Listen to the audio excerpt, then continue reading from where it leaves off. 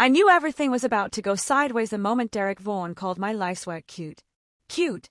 I'd spent 10 years building the backbone of a federally regulated data synthesis engine that could literally determine who lived or died in oncology trials, and this smug, corporate bastard, with his spray tan and his Italian loafers, he called it cute. He said it standing over Silas's old chair, a chair that was still warm after they'd just fired him on camera. No warning. No severance. Just that plastic CEO smile from Avery on the Zoom grid and a sickeningly sweet, automated "this call is being recorded" warning, as if we were the criminals. The moment Avery's voice hit that performative, saccharine HR pitch, I thought, here we go. You could practically smell the burning money. Silas, though, he didn't argue. He didn't even blink. He didn't interrupt the termination spiel about legacy misalignment and strategic pivots. He just reached slowly into his desk drawer, pulled out a tiny, jet black object, barely the size of a flash drive, and held it up to the webcam. No one else flinched. They didn't even notice. But I saw Derek Vaughan's face, right beside Avery on the screen, his veneer of arrogance instantly cracking. He went pale under his tan. I had worked under Silas for 7 years. I knew exactly what that key was. It was the master token. Offline access to the legacy logging system. The one thing the FDA would absolutely tear us apart for if it went dark or if it was compromised. It was the atomic core of the entire company, and they had just fired the only man who controlled it. They tried to erase Silas, but he was holding the receipts. If you've ever felt trampled by corporate buzzwords, if you've watched a real expert get sidelined by management who only cared about the stock price, hit that like button and subscribe. 97% of you just listen without hitting that button, but that tiny action, that's what keeps these kinds of stories, the ones about real expertise winning, from being erased. Thanks. Back to it. They didn't know it yet, but the moment they ended that call, they had accidentally handed him the pin to their own grenade. Silas was what you'd call low profile. He wasn't shy. He just wasn't interested in wasting energy explaining things to people who wouldn't get it. He had a stillness about him, the kind that makes insecure executives deeply uncomfortable. The running joke in our department wasn't that he wrote code, it was that he wrote scripture. Modular, encrypted, immune to ego, and most importantly, immune to politics. When Lydia Grenell, Avery's mother, still ran the company, back when we were about science, not stock valuations, she used to say, and I quote, Silas built a cathedral beneath the floorboards while everyone else argued about the paint color. He was never at the quarterly all-hands meetings, never on Slack sharing his wins, but when the federal auditors showed up, it was always his logs that got us certified every major regulatory standard you can name, HIPAA, FDA's 21 CFR Part 11, even that brutal internal audit from ARPA Bio. Every single time, it was his infrastructure that held the line. And there was one golden rule: nobody touched the audit trails except him. Not because he was a control freak, but because no one else could navigate the thing without getting hopelessly lost. It was complex by design, built to withstand not just outside attacks, but internal stupidity. Most of the new hires, the ones Derek brought in, they thought WIT layer was a typo in the documentation. It wasn't. It stood for who was trusted, and Silas had hard-coded the answer. His system didn't live on some trendy cloud service. It was segregated, air-gapped, and physically controlled. Any data that could directly influence patient outcomes had to be separated.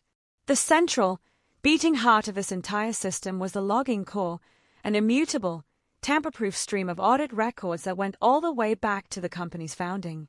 To even touch that core, to view the logs, to perform mandated maintenance, you needed one thing, and one thing only: the Black Master Token. Silas didn't just understand compliance, he weaponized it for security.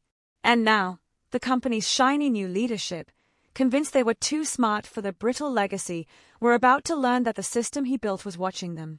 And they had just given the one man who understood the whole machine zero incentive to keep the lights on. The trouble started the day Lydia had her stroke. It was a tragedy, of course, but for her daughter, Avery, it was an opportunity wrapped in a pitch deck. Avery waltzed in clutching that pitch deck for an IPO like it was the Ark of the Covenant, full of LinkedIn buzzwords and TED Talk sparkle. She called her vision Grenell 2.0, like we were just flipping the font on a cereal box, not gutting the most sensitive medical data synthesis engine in the country. Her idea of leadership was a ring light and a slogan. Right behind her came Derek Vaughan, the hotshot CTO. He dressed like a hedge fund manager and spoke exclusively in phrases like agile migration pipeline and cloud-native modularity. The man couldn't even read Silas's architecture. I mean that literally. He tried pulling a basic schema report one time and got a terminal error. He threw his hands up and declared, "It's broken." Silas just looked at him, paused for a beat, and then went back to typing. He didn't correct him. He didn't argue. That's what scared Derek. I think. The stillness. Derek wanted him to get angry, to be petty, to act like all the other outdated folks they'd managed to push out. But Silas wouldn't give him that satisfaction. He just let him speak, like a man letting a raccoon tire itself out before shutting the lid on the trash can. They started with quiet cuts. Data custodians, compliance liaisons, anyone over 40 who wasn't posting motivational quotes on Slack every 2 hours. Then came the dreaded modernization alignment meetings. One by one, the core legacy team got thinned out under the guise of cultural evolution. Most people took their silence checks and disappeared. But not Silas. He just kept showing up, filing logs, updating hashes, not even pretending to play their silly politics. Derek loved to talk about legacy drag and velocity bottlenecks, when what he really meant was, fire anyone who actually understands how the system works and replace them with kids who think Python is a fashion brand. They measured productivity in Jira tickets closed, not in system stability. They were trading trust for speed, and Silas knew that in our line of work, that's a zero-sum game. They thought he was an obstacle to their IPO, a piece of old tech that needed to be decommissioned. They forgot he was the only one who could prove the entire foundation was sound. And if he wasn't there to sign off on the system's soundness, then, legally, the foundation didn't exist. The invitation came through at 6:07 a.m. The subject line, Strategic Review Prep. I saw it pop up on the departmental Slack, and my stomach dropped, because by then, we all knew what that meant. Everyone did. No one said it out loud, of course, not in writing, but in the silence between the messages. That's where the corporate bodies were buried. Avery was in her corner office, all glossy hair and lawyer speak. Derek was beside her, trying to look important, like a Labrador in a suit. A compliance officer was on the call, too, but not to protect Silas. He was there to make sure the termination met minimum visibility requirements. The invitation came through at 6:07 a.m. The subject line, Strategic Review Prep. I saw it pop up on the departmental Slack, and my stomach dropped, because by then, we all knew what that meant. Everyone did. No one said it out loud, of course, not in writing, but in the silence between the messages. That's where the corporate bodies were buried. Avery was in her corner office, all glossy hair and lawyer speak. Derek was beside her, trying to look important, like a Labrador in a suit. A compliance officer was on the call, too, but not to protect Silas. He was there to make sure the termination met minimum visibility requirements. Avery started with the fake pleasantries. Silas, thank you for joining on short notice. As you know, we've been realigning technical priorities for scalability, and after consultation with our leadership team and external advisors. And that's when I tuned her out. It was all code. Code for, you're not shiny enough, you don't smile in Slack, you don't make us look young on pitch decks. Derek just sat there nodding like a bobblehead that sells used Teslas. Then came the knife. Effective immediately, Avery continued, her voice unnaturally flat, we'll be sunsetting your role. We've concluded that continued involvement is misaligned with our modernization vision. This call is being recorded for HR and compliance purposes. And that was the cue. That's when Silas moved. He didn't say a word. He didn't groan or plead. He just reached into his desk drawer, pulled out that black token, and held it up to the camera. It was right between his index and middle finger, gleaming slightly in the light. No explanation. No theatrics. Just that tiny, irreplaceable rectangle of control. The master token. The kind of thing you don't make copies of, the kind of thing that unlocks the one terminal Derek didn't even know existed because it didn't live on AWS. It lived in the vault room, the offline one, the one with the physical sign-in sheet Silas still had in a fireproof box. I swear, Derek's neck snapped so fast when he saw it, you could almost hear his spine panic. His mouth opened, but nothing came out. Avery didn't react. She probably didn't even know what it was. But the compliance officer did. His eyebrows twitched. Subtle. Quick. But I saw it. Then, the screen went blank. They cut him. Kicked him from the call without ceremony, not even a thank you for your service. Just deleted. And you know what he didn't do after that? He didn't sign a damn thing. Not the exit paperwork, not the non-disclosure, not the liability waiver. Nothing. And that's when the real war began. 3 days after the Zoom execution, I walked past Silas's old office. The door was propped open, the lights were off, and the air smelled like scorched dust and ozone. A stack of unopened mail had been dumped on his chair, like that would somehow make him disappear faster. But what stopped me cold was his terminal. It was still powered down, still unplugged from the network, exactly as he always left it. Silas didn't trust the cloud, not because he was paranoid, but because the cloud didn't, and still doesn't, meet specific federal audit chain requirements.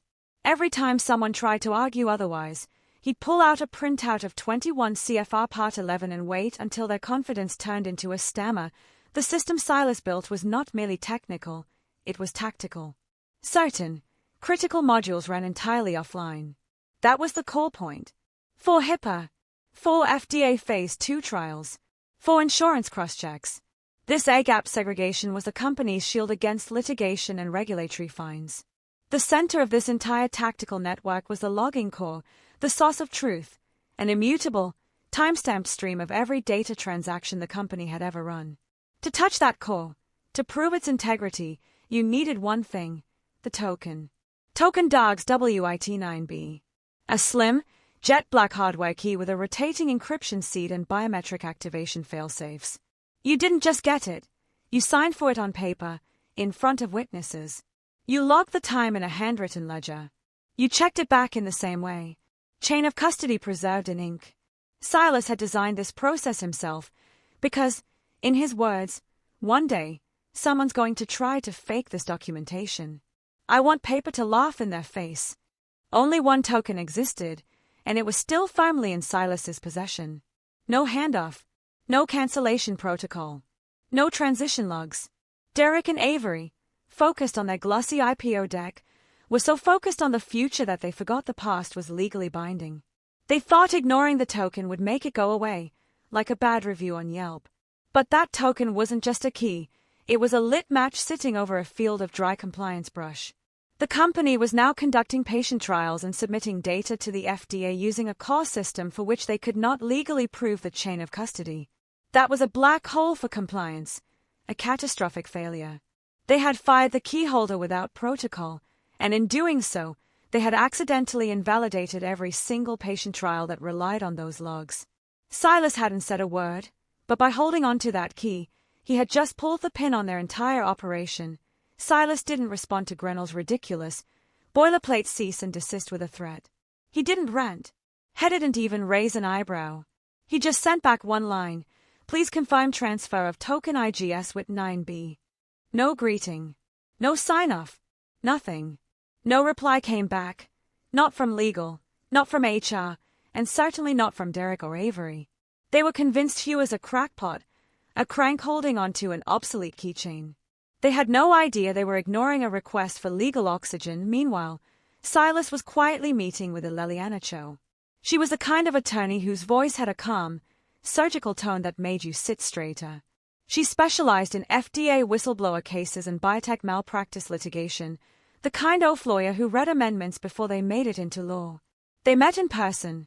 No emails, no calls, just two old-school minds reviewing stacks of printouts and photocopies at a third-party compliance firm. Silas brought everything: original infrastructure maps, revision logs, custodial handoff procedures, and most importantly, the paper ledger where he'd last signed the token out. All time-stamped, all signed, all intact. No one else had ever signed after him. The trail just ended. Leliana combed through it like a forensic surgeon. Her eyes scanned faster than any document camera. Then she found it buried in a supplemental appendix of the foundational documents from 2015, the one no one under 30 had ever bothered to read. It was Clause 7.3, Transfer of Audit Authority. The clause explicitly stated, "No active transition of logging system oversight shall be considered valid without dual-signed documentation inclusive of digital timestamp and physical witness ledger. Chain of custody must be unbroken from designated keyholder to successor." That had never happened. And here was the kicker. In 2024, the FDA had amended 21 CFR Part 11. Tucked into that update was a deadly little line. Any verified break in audit trail custody, particularly around patient data, automatically invalidates active trial submissions until the issue is resolved and re-verified.